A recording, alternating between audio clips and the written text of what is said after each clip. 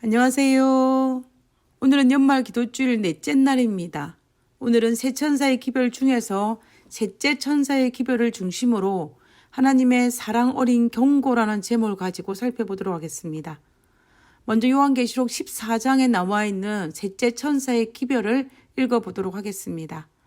요한계시록 14장 9절에서 11절에 또 다른 천사 곧 셋째가 그 뒤를 따라 큰 음성으로 가로되 만일 누구든지 짐승과 그의 우상에게 경배하고 이마에나 손에 표를 받으면 그도 하나님의 진노의 포도주를 마시리니 그 진노의 잔에 섞인 것이 없이 부은 포도주라. 거룩한 천사들 앞과 어린 양 앞에서 불과 유황으로 고난을 받으리니 그 고난의 연기가 세세토록 올라가리로다. 짐승과 그의 우상에게 경배하고 그 이름에 표를 받는 자는 누구든지 밤낮 쉼을 얻지 못하리라 하더라. 하나님께서는 새 천사의 기별을 통해서 마지막 시대에 살고 있는 우리들에게 경고와 호소를 하십니다. 첫째 천사의 기별을 통해 영원한 복음의 기별을 선포한 하나님께서는 하나님께로 돌아오라라고 호소하셨습니다. 그리고 둘째 천사의 기별을 통하여서 사탄, 바벨론의 거짓 복음에 대해서 경고하시면서 바벨론에서 나오라고 호소하셨습니다. 그리고 오늘 다룰 셋째 천사의 기별을 통하여서 선악의 대쟁투에서 사탄을 선택하는 사람들의 운명을 알려 경고하시며 어린 양 되시는 하나님을 선택하라고 호소하십니다. 새 천사의 기별은 우주적인 선악의 대쟁투의 결말이 어떠한지를 우리에게 정확하게 보여줍니다. 선악의 대쟁투의 결말은 거룩한 천사들 앞과 어린 양 앞에서 불과 유황으로 고난을 받으리니 그 고난의 연기가 세세토록 올라가리로다. 짐승과 그의 우상에게 경배하고 그 이름의 표를 받는 자는 누구든지 밤낮 쉼을 얻지 못하리라입니다. 결과를 아는 재방송 운동 경기를 보는 것만큼 재미없는 것은 없습니다. 결과를 아는 재방송 운동 경기를 보면서 어느 누가 혹시나 자기 편이 지지는 않을까라고 생각하며 가슴 졸이며 보는 사람이 어디에 있습니까? 제가 특별히 선악의 대쟁투의 개념을 좋아하는 여러 가지 이유 중에 하나가 결론을 이미 안다는 것입니다. 우리의 삶에서 일어나는 각양 다양한 선악의 대쟁투도 언제나 선이 이긴다는 것입니다. 비록 내 눈에 보기에는 지금은 지른 것처럼 보이는 착각을 할지는 모르지만 그러나 언젠가는 반드시 선이 이길 수밖에 없다라는 것입니다. 그래서 우리는 매일의 삶에 있는 선악의 대쟁투에서 우리는 하나님 편인 선을 선택할 수 있는 것입니다. 특별히 우리의 구속에 관련된 선악의 대쟁투는 성경에 수도 없이 많이, 아니 너무나도 많이, 혹시나 우리가 발견하지 못하면 어떻게 할까 두려워하면서 하나님께서는 곳곳에 반드시 승리한다는 그 결론을 알려주었다라는 것입니다. 악인의 마지막 운명은 하나님의 진노를 경험하는 것입니다. 셋째 천사는 악인의 운명에 대해서 하나님의 진노의 포도주를 마시는 것이라고 하였고, 그리고 어린 양 앞에서 불과 유황으로 고난을 받는다라고 하였습니다. 첫째는 섞인 것이 없는 하나님의 진노의 포도주를 마시는 것입니다. 이 말의 의미는 악인들은 자비로 희석되지 않은 하나님의 진노를 경험하게 된다라는 것입니다. 그리고 두 번째는 불과 유황으로 고난을 받는다라고 하였습니다. 악인들은 하나님의 진노로 둘째 사망이라는 최종적인 멸망을 당하게 될 것을 말씀하신 것입니다. 이처럼 이 세 천사의 기별에서 셋째 천사는 선악의 대쟁투의 최종적인 결론을 우리에게 알려줍니다. 이 말씀의 의도가 무엇일까요? 단지 두려움에 빠지게 하기 위하여 이 말씀을 하시지는 않았을 것입니다. 셋째 천사가 이 외침을 외친 이유는 그 악인의 진노를 우리가 받지 말라고 경고하신 것입니다. 그러기 위해서 끝까지 충성하기를 선택하라고 호소하고 계시는 것입니다. 저는 이 부분에서 두 가지에 집중을 하고 싶습니다. 첫 번째는 어떻게 우리가 하나님께 충성할 것인지, 그리고 두 번째는 우리가 얼마 동안 하나님께 충성해야 하는지에 대한 것입니다. 그러면 첫 번째, 어떻게 충성하는 것인지에 대해서 우리가 오늘 본문을 통하여서 한번 찾아보기를 원합니다. 본문에 힌트가 있습니다. 계시록 14장 9절에 보면 만일 누구든지 짐승과 그의 우상에게 경배하고 그 이마에나 손에 표를 받으면 곧 사탄을 선택하는 것이고 사탄에게 충성하는 것이고 그의 결과는 멸망이라고 말씀하고 계시는 것입니다. 그렇다면 사탄에게 충성하지 아니하고 하나님께 충성할 수 있는 방법은 계시록 14장 9절에 있는 말씀을 빌리며 짐승이나 우상에게 경배하지 아니하고 이마에나 손에 표를 받지 아니하면 됩니다. 요한계시록을 연구한 사람이라면 당연히 본문에서 말하고 있는 짐승과 그의 우상에게 경배하고 이마에나 손에 표를 받는 것은 사탄을 경배하고 사탄의 정신이 우리의 생각과 우리의 행동에 가시적으로 드러나는 것을 의미하는 것임을 아실 것입니다.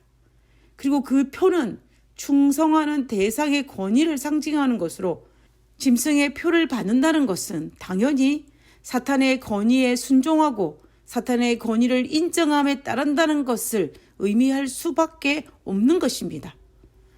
그러면 우리가 이 땅에서 우리가 하나님의 권위를 인정하고 충성하는 것은 무엇일까요?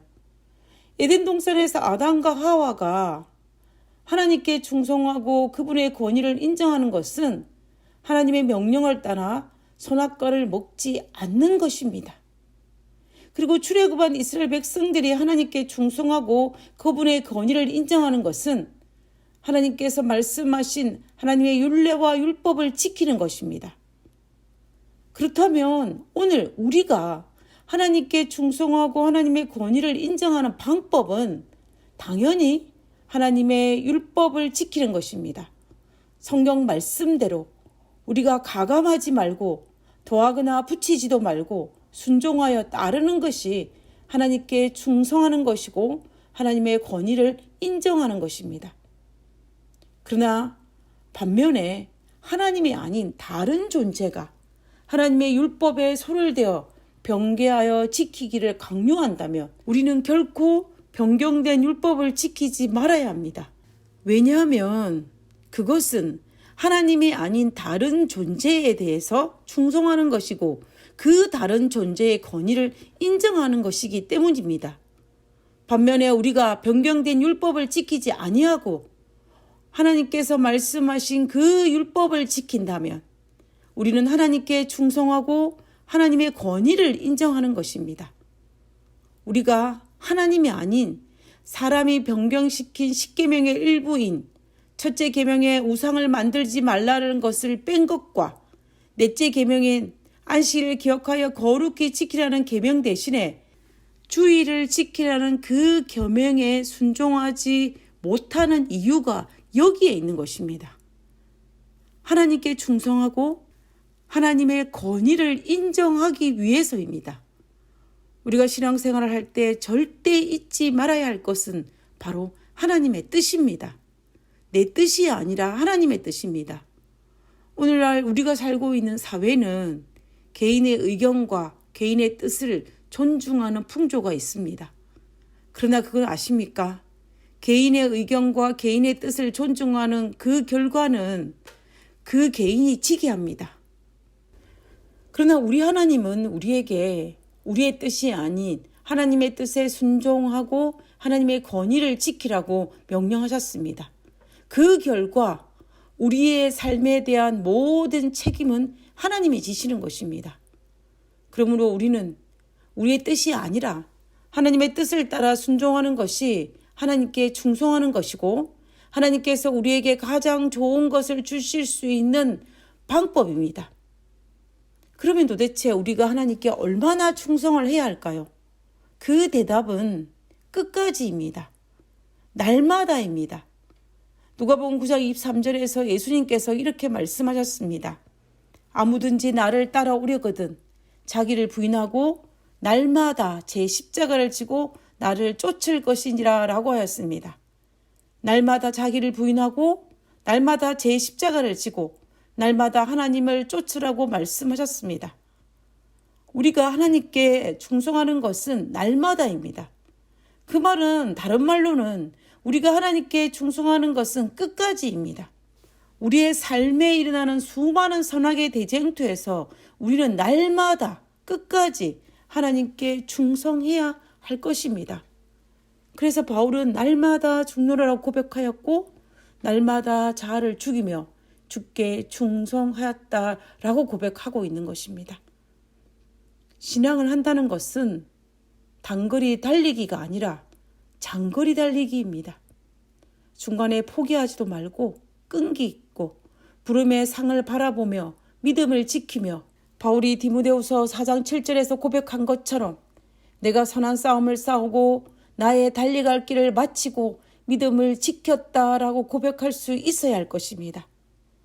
하나님께서는 자신의 뜻을 따라 순종하고 하나님의 권위를 인정하는 자들을 구원하기 위해서 우리가 지은 죄의 대가인 죽음에서 우리를 구원하기 위해서 십자가에서 이미 그 죄의 값을 지불하셨습니다. 이미 죄값을 치르셨다라는 것입니다. 그러므로 예수님의 십자가의 공로를 인정하고 그분의 권위를 인정하고 하나님의 명령에 순종하는 것은 예수님께서 십자가를 통해 지불하신 그 죄값으로 인해 우리가 더 이상 정죄를 받지 않게 된다는 것입니다. 예수님께서 하신 이 말씀을 우리는 기억해야 합니다. 나는 길이요 진리요 생명이니 나를 말미암지 않고는 결코 아버지께로 올 자가 없다라고 하신 그 말씀 말입니다. 죄인 우리가 예수님의 십자가의 공로 없이는 결코 정죄를 피할 길은 없습니다. 그러니 자연히 구원의 길이 예수님의 십자가 외에는 없다라는 것입니다. 우리의 사는 매일의 삶의 현장은 크고 작은 선악의 대쟁투가 벌어지고 있는 현장입니다. 우리는 그때마다 셋째 천사의 기별의 말씀을 기억하여 날마다 끝까지 하나님께 충성하여 하나님 뜻대로 사는 그리스도인이 되어서 하나님의 권위를 인정함으로 죄악의 잔을 마시지 말아야 할 것입니다. 우리는 하나님께서 우리를 구원하시기 위해 호소하시는 그 호소에 반응하여 죄악의 잔을 마시지 말고 우리의 구원이요 길이요 진리 되시는 하나님께 끝까지 충성하는 우리 모두가 되어야 할 것입니다. 오늘도 우리를 구원하기 위해 호소하시는 하나님의 경고에 귀를 기울이면서 살기로 결심하는 하루 되시기를 진심으로 바랍니다. 하늘에 계신 저희들의 아버지, 우리를 향한 그 하나님의 호소에 참으로 감사를 드립니다. 아버지, 매일의 삶이 하나님께 충성하는 삶이 되게 하시고 매일의 삶이 하나님의 권위를 인정하는 삶이 될 수 있도록 도와주시옵소서. 오늘 하루도 하나님의 자녀로서 살 수 있게 하시옵기를 거룩하신 예수님의 이름으로 기도드렸습니다. 아멘.